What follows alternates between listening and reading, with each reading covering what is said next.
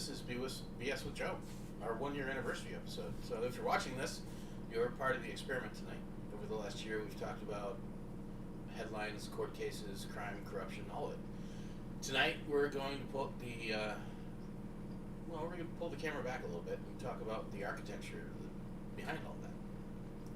Because on paper, the United States is a democratic republic, but in reality, there's a status quo, a donor class, a ruling elite, whatever you want to call it, that can bend the system with money. I'm not talking about the Illuminati. I'm not talking about skull and bones or cloaks and candles in the basement somewhere. I'm talking about the very real people whose names on the campaign reports, the campaign finance reports. Unfortunately, Brad wasn't able to make it tonight. So, happy 1 year, my friend. Anyway.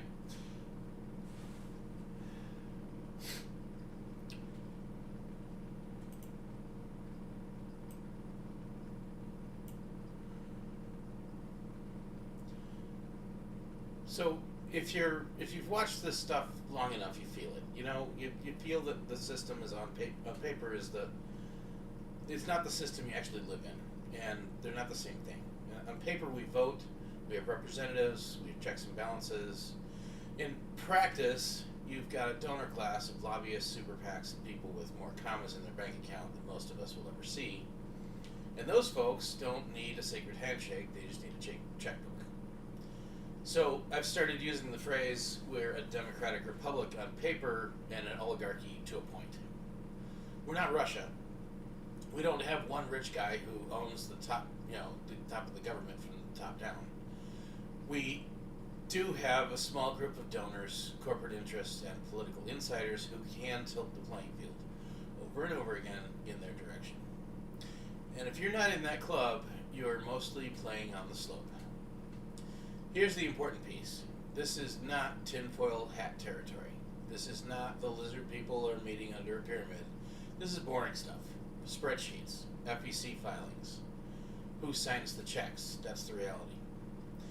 And that's actually more unsettling, because if it was a secret society in robes, you could at least pretend it was rare. But when it's legal, when it's written into campaign finance law, when it's just how the system works, now you don't get to say, well, that's just crazy talk. So let's stack a few pieces tonight. First, this idea, and I keep circling race versus class. How this system is actually very comfortable with race conflict, but gets very nervous when people start talking about class. Then, why ideas like the Illuminati and the skull and bones won't die. Spoiler, it's not because they're real. It's because something real is happening behind the curtain and we're not honest about it. Then we talk about billionaires and Citizens United and how we basically rebrand corruption as free speech. And finally, what regular people can do so this doesn't just become a doom and turn off the stream episode. Sound good? Okay. So race versus class. Between the 1960s and the 1980s, a lot of our anti-racial laws were written with one direction in mind: white majority oppressing minority groups. And that was real. Jim Crow was real. Segregation was real. Black Americans absolutely needed legal tools to break that system open. There's no question about it. The problem is, when you build a system that's all about minority protection, and you leave it in place for 50 years, it can start to tilt the other way. Where anything that seems to hurt minorities gets treated like a 5-alarm fire, and anything that seems to hurt whites is just how the game goes. That's where people start feeling a double standard. And we're seeing that in things like gerrymandering, college admissions, and these fights over who's protected and who's not. For me, the core principle has to be simple. If we're going to say race discrimination is wrong, then it has to be wrong in both directions. You can't say, well, it's okay to sort people by race in this case because we like the outcome. No. Either we're doing this based on the content of your character, or we're not. And that line, by the way, is not from some conservative talk show host. That's Martin Luther King Jr. Judge people by the content of their character, not the color of their skin. That was the destination he pointed to. Now here's where it gets interesting. Because before he was killed, King started focusing less on race alone and more on class. Poor people of every color, a Poor People's Campaign, an economic bill of rights, and a lot of people, and I'm not saying I can prove this in court, but a lot of people believe that shift from purely race to race plus class made him way more dangerous to the status quo. The same with Malcolm X. Once they started pulling on the thread of class and power, not just color, they were touching the live wire. And we're not sitting here saying the US government ordered the hit. That's not what we're doing.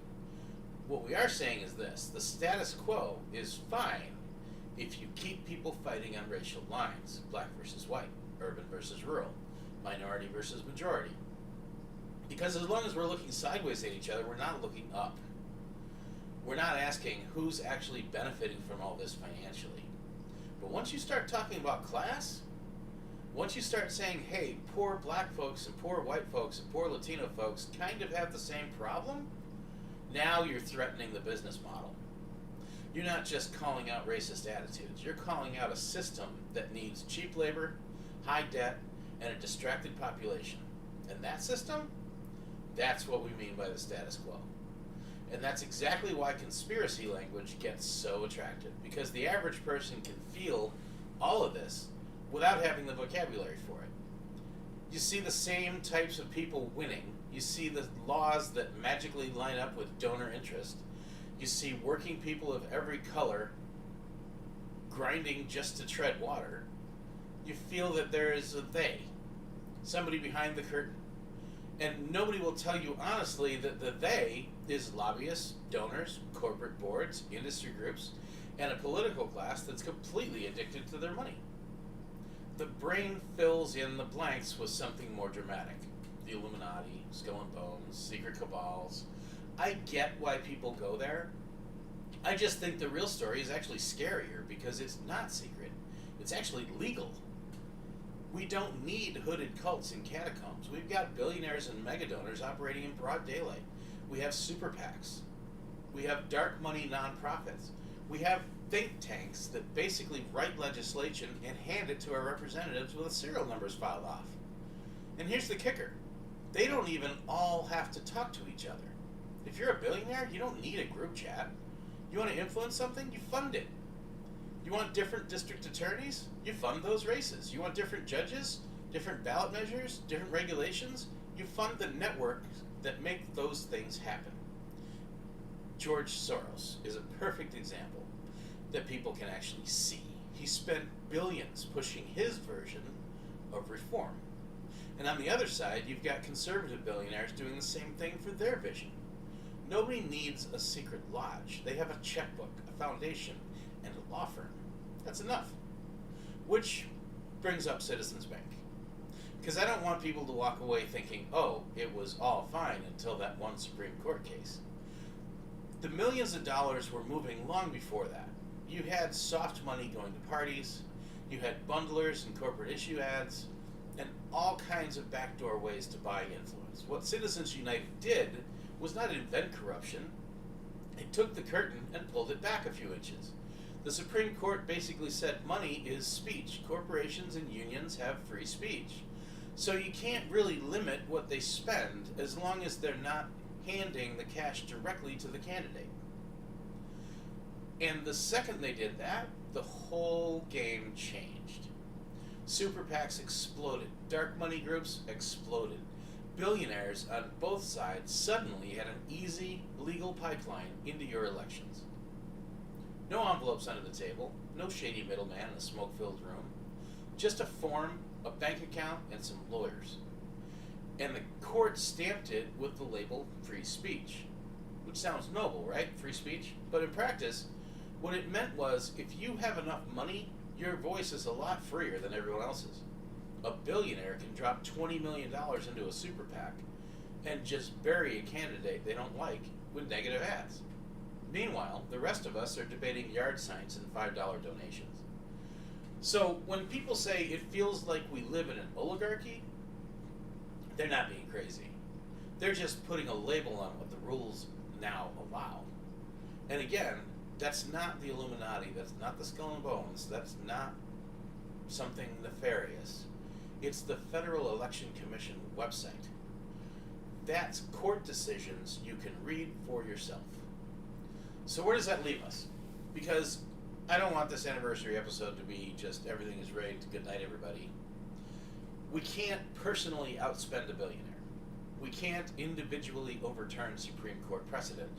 But there are things that we can do. Number one, stop letting ourselves be ripped apart on purely racial lines. Racism is real, history is ugly, and when every conversation is framed as black versus white, we never get to talk about class. And class is where the real status quo lives. Number two, push for transparency wherever we can. Local and state reforms, know who is funding what in your community. Number three, pay attention to local elections, your school board, your DA, your city council, your state rep. That's where $10,000 can move mountains. Not that I have $10,000 to spend on it. That's where your vote and your voice weigh a lot more than they do in a presidential circus. And finally, support media and creators who try to do what we're trying to do tonight, which is talk about power honestly without disappearing into either government propaganda or tinfoil hat fantasy. That's what I want year 2 of this channel to be. Less noise and more truth. And more courage to say, yeah, the game is tilted, but that doesn't mean you walk off the field. I'll add this. If you've been with us this whole year through the episodes where we nailed it, the other ones where we were still figuring it out, thank you. Seriously. We're not backed by a super PAC. We don't have billionaires writing our scripts. We've got a mic, some experience, a lot of questions, and a community that's willing to think a little deeper than the average 15-second clip. If you're watching live, drop something in the chat. Type year 1. I don't see anything going on in the chat right now. Welcome to day 1. This is the first episode. If you're new. You picked up a wild one to start with. So year 1's in the books, year 2 starts now, and we're going to keep it poking at the status quo. We're going to keep separating fantasy from reality. And we're going to keep asking who's actually benefiting from the way things are set up. Because, like we've said a bunch of times tonight, we don't read an Illuminati when you've got you really don't need an Illuminati when you've got a donor class doing it in broad daylight. So, this has been BS with Joe, our 1-year anniversary live special tonight. We'll see you in year 2.